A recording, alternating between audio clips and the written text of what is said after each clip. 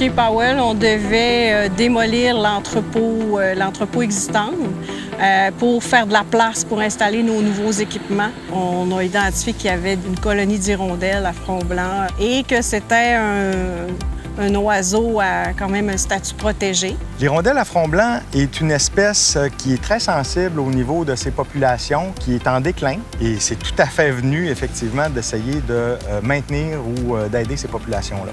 Donc, c'est à partir de cette analyse-là qu'on a vu qu'il fallait créer un habitat différent ou donner l'opportunité aux oiseaux de nicher dans un autre endroit. Ce projet-là sur les hirondelles à front blanc était quelque chose qui m'intéressait grandement. Et quand Rio Tinto m'a interpellé là-dessus, je me suis dit, relevons le défi.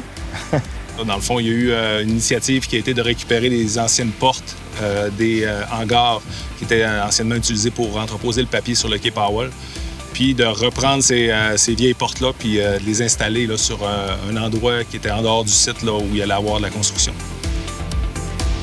Aux installations portuaires de la baie, on a dans notre communauté une école secondaire qui s'appelle les Grandes Marées et qui a un programme de citoyenneté responsable. Donc, ce qu'on a voulu faire, c'est impliquer les jeunes de ce programme-là dans notre enjeu des hirondelles pour en faire pas juste un enjeu opération, mais aussi un enjeu communauté. On a fait des genres de moules avec des verres et puis les élèves ont fabriqué leur nid. On avait un nid qui était un vrai nid d'hirondelles qui avait été récupéré des hangars. Puis ça, c'était notre prototype. Puis les élèves essayaient de copier la façon que les hirondelles confectionnent leur nid. Le projet qu'on vient tout juste de réaliser en collaboration avec Rio Tinto a été super intéressant.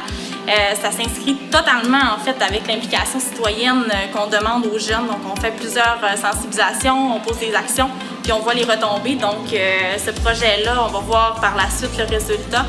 Je pense que c'était vraiment une belle opportunité pour nous qu'on a voulu saisir. J'ai vraiment bien aimé l'expérience, car ça nous a appris plus sur Rio Tinto, le port, tout ça, qu'est-ce qu'ils faisaient, comment ça marchait. Aussi, comment ils apprendaient la tête blanche, c'est comment ils nichaient dans leur genre de nid. Et puis, on les a fait sécher pendant environ une semaine. Puis on est allé les rechercher par la suite une fois qu'ils étaient durcis. Et puis, on a donné ça à l'équipe des projets qui ont installé les nids dans les nichoirs. Présentement, on a 3 nichoirs qui sont principalement en bois, qui sont installés de façon stable là, sur un promontoire là, qu'on a ici au site. On a aussi repris certains nids des oiseaux des années passées qui étaient dans l'entrepôt, qu'on a récolté avant la démolition, qu'on a installé à l'intérieur des nichoirs, un peu pour le suggérer de venir nicher ici. Et on a aussi mis des protections contre les petits rongeurs, les animaux qui pourraient peut-être venir effaroucher nos oiseaux. On a organisé une visite avec l'aide de l'équipe des projets. Puis les élèves sont venus sur place voir leurs nids qui ont été installés. Et puis on a expliqué nos opérations. Ils ont eu la chance de voir notre site ici avec nos remorqueurs, nos tours de déchargement, les travailleurs qui sont sur les quais présentement aussi. Le but, c'était de montrer à ces jeunes-là, qui sont dans le fond les citoyens de demain, comment chez Rio Tinto on fait de l'aluminium responsable, puis comment dans le fond on peut faire du développement durable au quotidien. Ça leur a permis de voir aussi le mariage entre le milieu industriel puis aussi l'environnement. Et puis, c'était vraiment une belle journée. Puis les élèves ont vraiment été intéressés puis ils ont vraiment été enjoués par l'activité. C'est de la présentation par M. Jacques Barzabal qui ont parlé des hirondelles. C'était vraiment le fun, ça nous en a appris plus. Mais construire les nids aussi, c'était le fun. On a monté la recette, dans le fond, pour avoir une structure efficace qui a déjà fait ses preuves, mais il y a toujours le choix de l'hirondelle là, qui rentre en ligne de compte.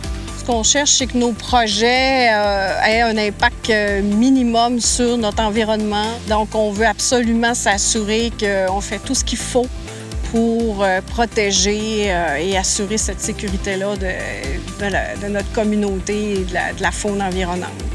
Donc, on a procédé à la démolition selon la réglementation et selon l'engagement qu'on avait pris aussi avec le ministère de l'Environnement. C'est je dirais, d'avoir une meilleure conscience de l'impact qu'on peut avoir. Puis, tu sais, c'est de transmettre des bonnes valeurs aux générations futures. C'est quelque chose qui est très bien aussi. Puis, ça permet aussi de travailler en meilleure collaboration avec l'équipe des projets parce qu'on a tous le même objectif à la fin de la journée aussi, c'est de faire des projets en respect de l'environnement, en santé et en sécurité. Fait que c'est important qu'on se parle puis qu'on travaille ensemble. Rio Tinto aurait pu s'en tenir à pas mal de pas en aval à ce compte-là. Je vous dirais, Rio Tinto en a certainement fait assez pour protéger l'hirondelle à front blanc.